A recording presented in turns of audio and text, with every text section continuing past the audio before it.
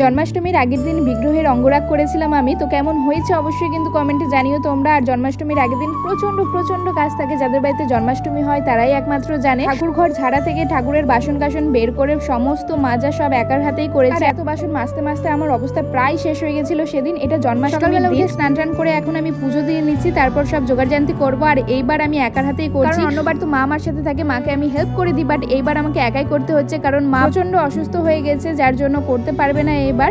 তো যাইবার আমি সম্পূর্ণ নিজের মতো করে ঠাকুরকে ভোগ নিবেদন করব, যতটুকু পারবো ততটুকুই।